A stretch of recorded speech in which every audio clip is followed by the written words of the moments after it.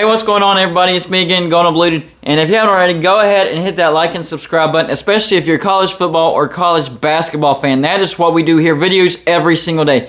And don't forget to go ahead and check out my Patreon page. We have a wider selection now. And if you want to be a part of the I Am Golden Bluted or We Are Golden Bluted video clip that I'm doing for my subscribers and my viewers, then send in your 4 or 5 second video clip to my email address, refssuk@gmail.com. I'll leave my email in the description of this video. And it's going to be a great year to be a USC fan in 2022. Well, which USC? I'm talking about both USCs. Both of these teams are primed to have a big bounce back here in 2022. First, we'll talk about USC. A disappointing 4-8 last year. That prompted USC to fire Clay Helton after the loss to Stanford. But this year, I think USC has high expectations.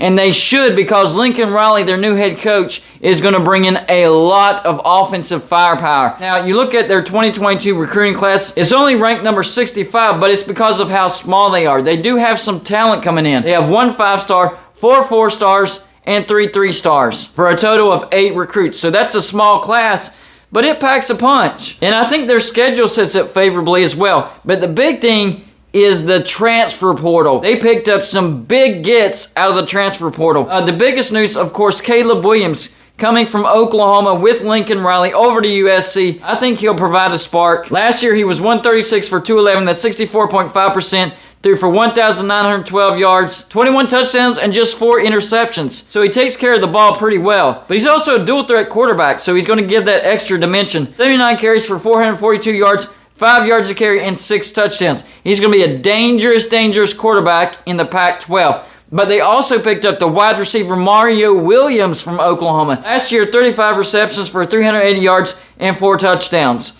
So they're going to have chemistry because they're bringing both Caleb Williams and Mario Williams, both from Oklahoma. And they were both recruited and coached by Lincoln Riley. So this should be a seamless transition for all 3 of these people. But it doesn't stop there. They also grabbed the wide receiver Brendan Rice from Colorado, 21 receptions for 299 yards, 3 touchdowns. And the wide receiver from Washington, Terrell Bynum, 26 receptions for 436 yards and 4 touchdowns. So he's going to have experienced playmakers all around him. I'm talking about Caleb Williams. And he's a good quarterback in his own right. They also added to the offensive line Bobby Haskins from Virginia. That was a huge get for USC because they've had problems at the offensive line. Maybe he can anchor that line, get him to work together, give Caleb Williams some time, and open up some holes for that running game. Speaking of the running game, they added two really good running backs. The running back from Oregon, Travis Dye. He had 211 carries last year, 1,271 yards, 6 yards a carry, and 21 touchdowns. But he also has a decent backup. Andre Jones from Stanford, the transfer, 107 carries, just 3.5 yards a carry and 2 touchdowns. But at least he'll be able to give Travis Dye a breather.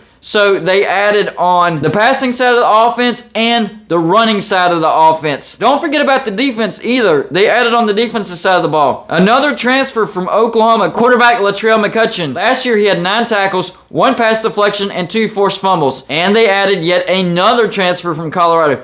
What's up with these transfers from Colorado going to USC? That's a little weird. Quarterback Mekhi Blackman, 28 tackles, 4 pass deflections, and 1 interception. They added depth to the defensive line, getting Tyrone Tolini. He had 4 tackles and 1 sack last year. Another addition to the defensive line, Earl Barquette from TCU. He had 12 tackles last year. And they added 2 pretty good linebackers as well. Shane Lee, he's had 2 down years because he got buried on the depth chart. But his last great productive year in 2019, 86 tackles, 4.5 sacks, 1 interception, and 2 forced fumbles. So great potential with him. And they also added another Auburn transfer, linebacker Romello Height, 18 tackles. Now let's take a look at Southern Cal's schedule for 2022. I think this sets up nicely for them to have a bounce back year. They start off the season with Rice, then a road trip to Stanford. Oh, Golden Blue, that spells trouble early in the season. No, USC is going to be focused. They're going to be out for revenge. I don't think they're going to have any issues with Stanford on the road. I don't think Stanford's going to be very good either. Then they get a tricky Fresno State at home.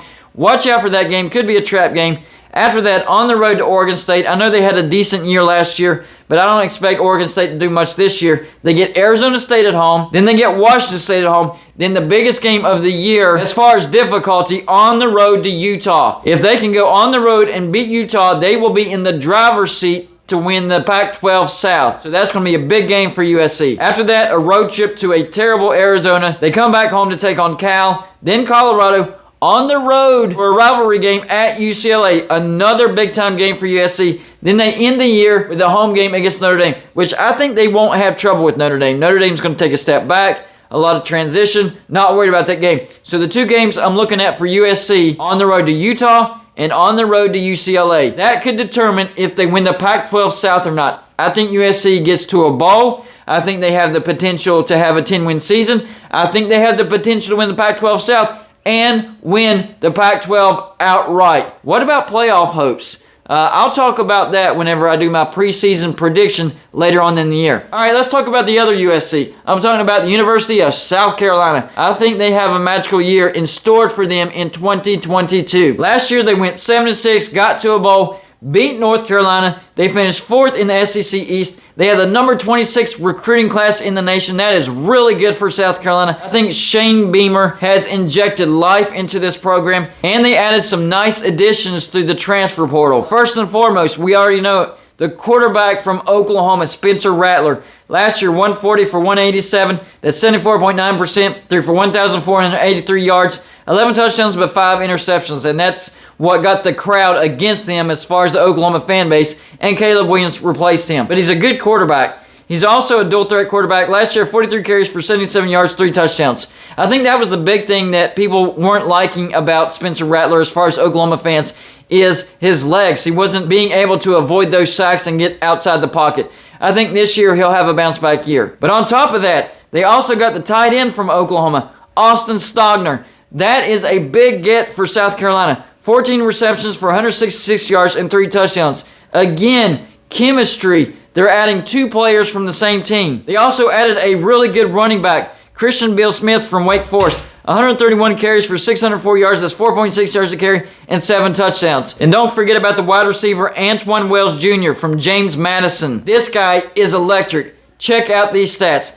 83 receptions. 83 for 1,250 yards and 15 touchdowns. He probably will be the go-to receiver for Spencer Rattler. So they're going to have a good passing game and a good running game as well. And oh yeah, they added to the defense as well. Defensive back Lavasa Carroll from Georgia, 3 sacks, 1 pass deflection last year. Safety Devonnie Reed from Central Michigan, 72 tackles, 1 sack, 2 interceptions, 1 for a touchdown, and 6 pass deflections. That guy is a playmaker. And they also added defensive end Terrell Dawkins from NC State. The last year he played a full season in 2020. 36 tackles, 9 for a loss, 5 sacks, and 2 forced fumbles. So they're going to have a defense that's going to turn you over. So an electric offense, a defense that's going to turn you over, yeah, that's going to flip into some wins. Let's take a look at their schedule. I like this schedule. They start off the season with Georgia State. Right after that, a road trip to Arkansas. I think that's a loss. That's a tough place to play. And it's early in the season, so that's going to be tricky. Could be a loss. They get Georgia at home. I said it before. I'll say it again.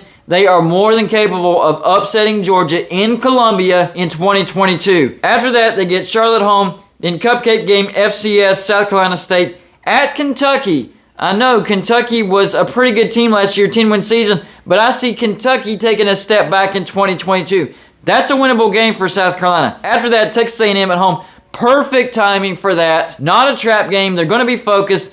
Maybe coming off a win on the road to Kentucky. And after that, a home game against Missouri. That's going to be a good win that South Carolina's going to need to try to keep up with Georgia in the SEC East. After that, a road trip to Vanderbilt. That shouldn't be a problem. A road trip to Florida. That honestly shouldn't be a problem either because I don't think Florida is going to be much better than what they were last year. After that, they get Tennessee at home and then at Clemson.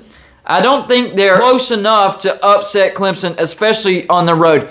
The talent gap is still significant, but it could be interesting. South Carolina could be looking at a 10-win season. I don't know if it'll be good enough to win the SEC East. However, if they upset Georgia at home, that could be the tiebreaker. So South Carolina fans, you have a lot of hope going into 2022. I think you added a lot of key pieces to your offense and defense, and you will take a step forward. The only teams you got to watch out for are Tennessee and Georgia, but both of those 2 teams you get at home. So could South Carolina be in the hunt to win the SEC East at the end of the year?